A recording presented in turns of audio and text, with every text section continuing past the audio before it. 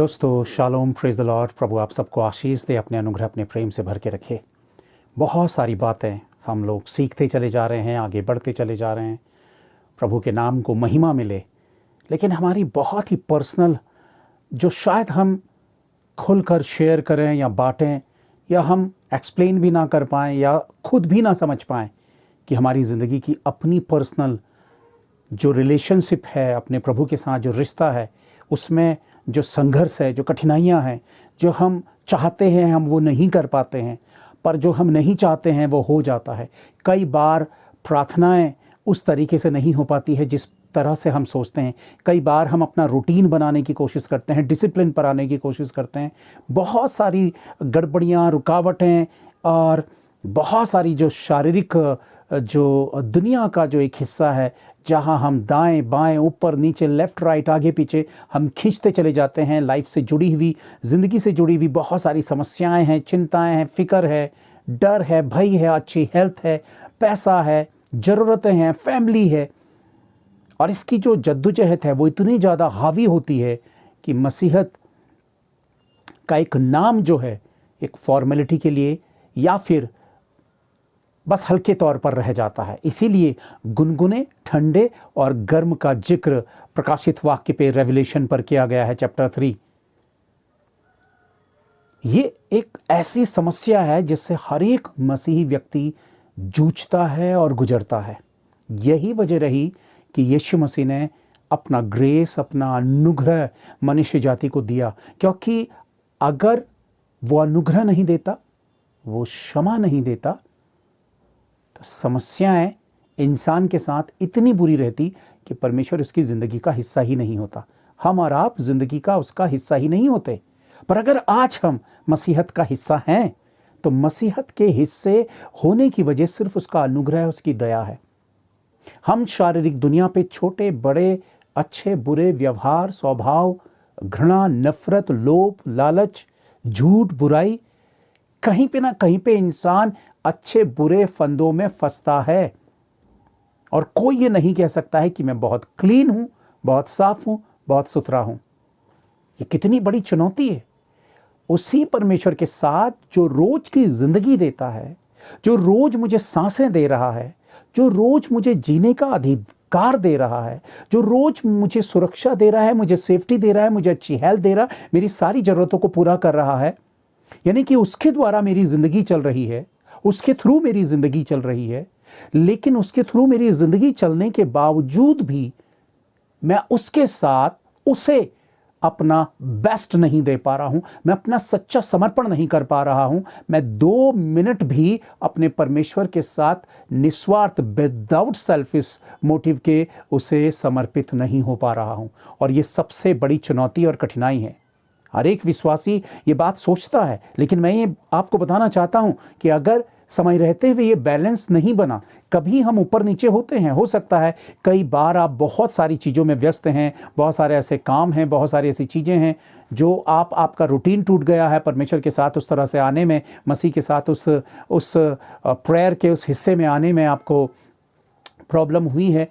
कोई बात नहीं। और मैं जानता हूँ कि एक ब्रेक होने के बाद, वो फेलोशिप टूटने के बाद फिर से उसी फेलोशिप में आना, उसी तरह से ट्यून्ड होना बहुत ज़्यादा मुश्किल होता है।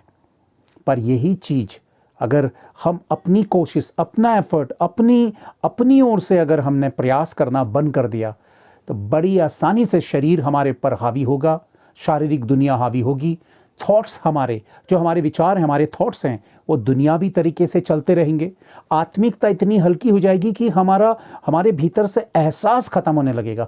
आत्मा का एहसास, वो फीलिंग्स खत्म होने लगेगी। वो भूख, वो एहसास, वो जो समझने की शक्ति है वो बहुत कमज़ोर हो जाएगी। आपका प्रभु के वचन पे मन नहीं लगेगा क्योंकि आपकी प्रेयर, आपकी स्पिरिचुअलिटी स्ट्रांग नहीं हो रही है। आत्मिकता फ्रंट में नहीं है, शारीरिकता हावी हो रही है। चर्च पे मन नहीं लगेगा, वचन की संगति पे मन नहीं लगेगा। ऑटोमेटिकली ही आपकी ज़िंदगी में कुछ और ही हावी हो जाएगा। जितने जल्दी हो सके इसे कंट्रोल करना, इसके ऊपर जीत हासिल करना सबसे ज़्यादा ज़रूरी है। प्रभु का आना बहुत नज़दीक है। हम कहते हैं कि हमें तैयार रहना चाहिए, प्रभु कब आएगा, प्रभु ऐसे आएगा, इज़राइल पे ये होगा। बाइबल पे जो प्रोफेसीज हैं, भविष्यवाणियाँ हैं, वो सब कुछ हम जानते जा रहे हैं। लेकिन उस शख्स का क्या जो प्रिपेयर ही नहीं हो पा रहा, जो रिलेशन नहीं बना पा रहा, जो स्ट्रगल कर रहा है अपने और खुदा के बीच के रिश्ते में।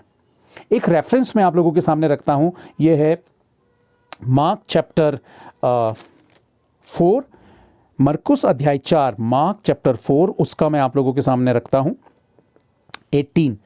मैं पहले बता दूं वचन 18, 4 का 18, मार्क चैप्टर 4 वर्स 18। मैं ये बताना चाहता हूं कि जब दृष्टांतों पे वो स्टोरी को लेकर क्राइस्ट बात करता है यीशु मसीह की, कि बीज बोने वाले ने बीज बोया एक मार्ग के किनारे, एक मार्ग में, एक झाड़ी में, और एक पथरीली भूमि पर, एक उपजाऊ भूमि पर।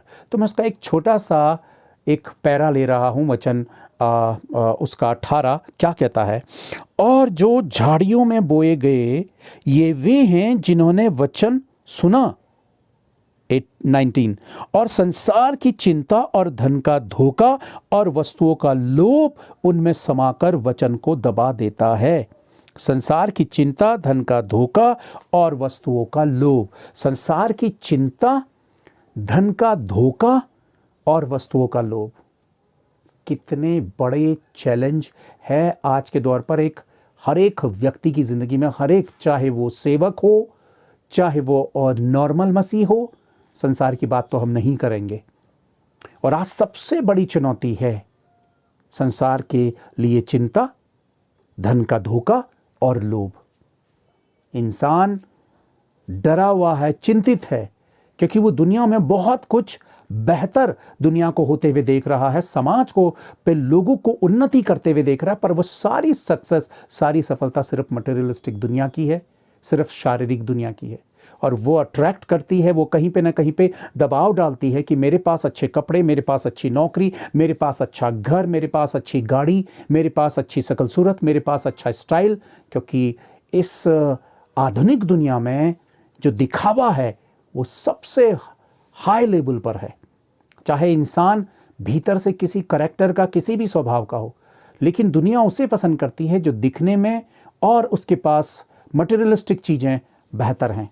तो ये चुनौती मसीही समाज के लिए सबसे ज़्यादा बड़ी है। और 2000 साल पहले यीशु मसीह को पता था और उसने यही कहा कि वाकई हमारी ज़िंदगी की चिंताएं, धन का धोखा और लोभ।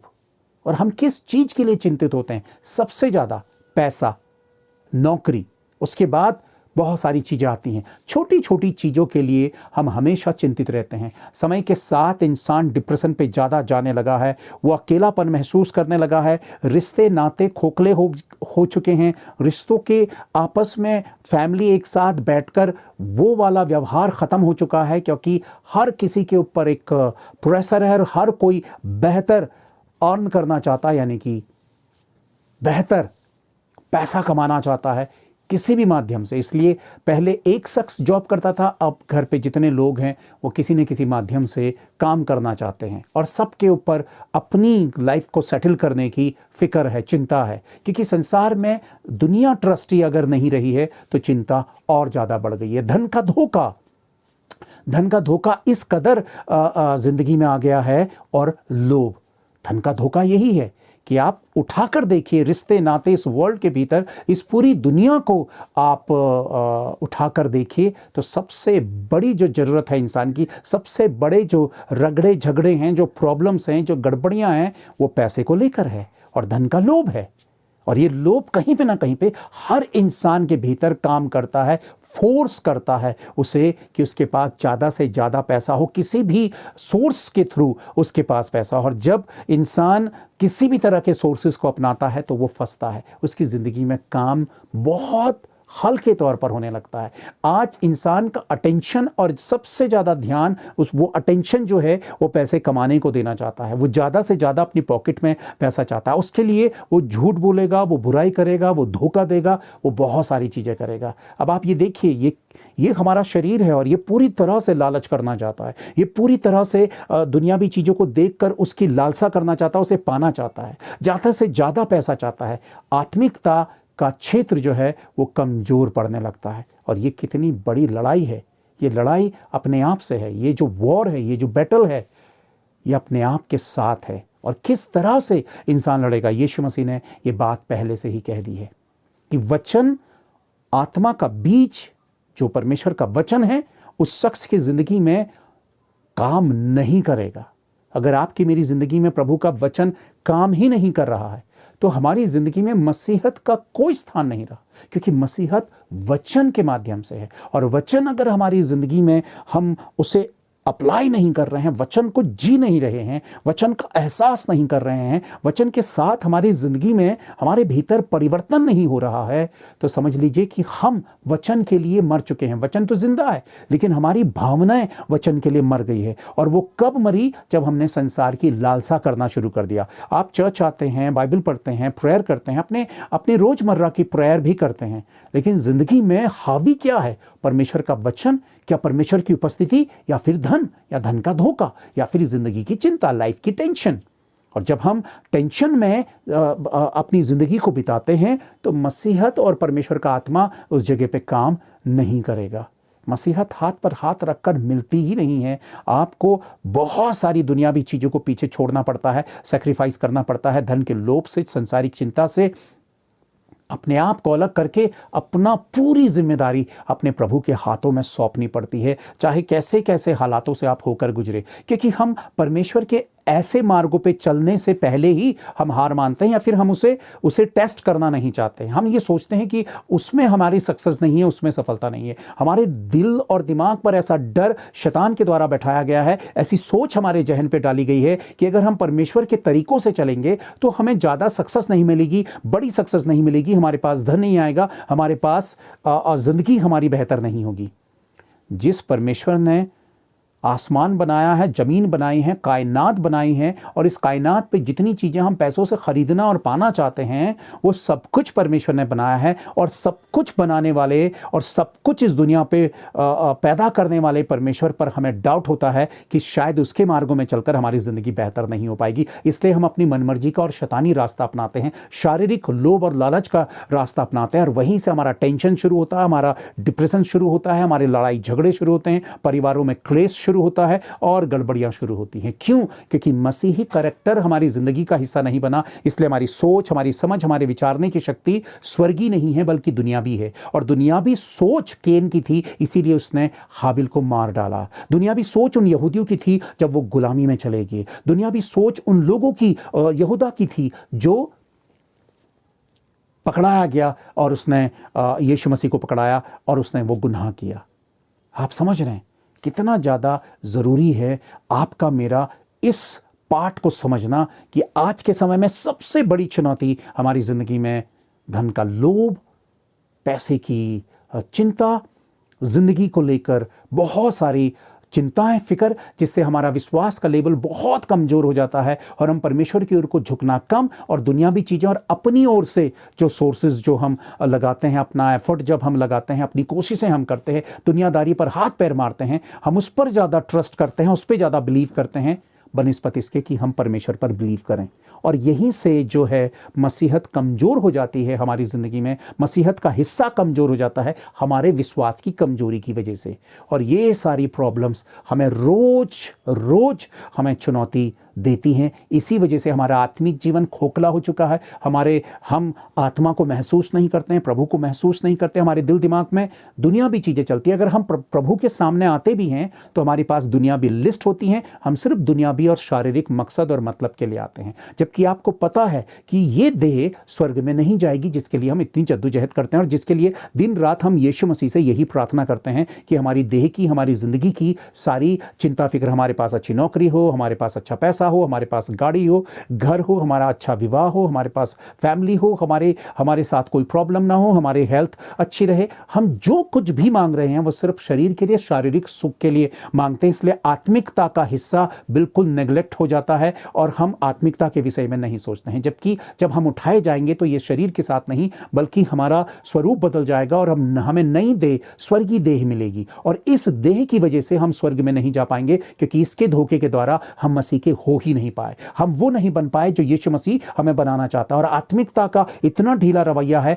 कि हम आत्मिकता की गहराई में जाते ही नहीं हैं, हमें बोरियत छाती है। क्यों? क्योंकि शरीर कभी नहीं चाहेगा कि आप एक आत्मिक व्यक्ति बने। इसलिए इस लड़ाई को लड़ने के लिए आपको उपवास में जाना पड़ेगा, आत्मिक संघर्ष करना पड़ेगा, अच्छी फेलोशिप रखनी पड़ेगी। 10 दिन, 20 दिन, 15 दिन, महीने, 2 महीने भी हो सकते हैं, और बाद में आपकी जिंदगी में बदलाव आना शुरू होगा। आप शारीरिकता से आत्मिकता में आएंगे। इतना आसान नहीं है शारीरिक दुनिया से आत्मिक दुनिया में आना, क्योंकि शरीर की इच्छाओं की दीवारों को, लालसाओं को आपको तोड़ना पड़ेगा, गिराना पड़ेगा। तब जाकर आप और मैं एक बेहतर आत्मिकता की ओर को बढ़ेंगे। और जब हम आत्मिकता के स्तर में बढ़ते हैं, जब हम स्पिरिचुअल लेवल पर बढ़ते हैं, तब हमारी सोच, हमारी समझने सोचने की शक्ति और विचारने की शक्ति और हमारे विश्वास का स्तर ऊंचा हो जाता है। और तब परमेश्वर की सामर्थ हमारे चारों ओर काम करती है। तब हम सही सही देख, सुन और समझ पाते हैं जो परमेश्वर हमें बताना चाहता है, समझाना चाहता है और सिखाना चाहता है।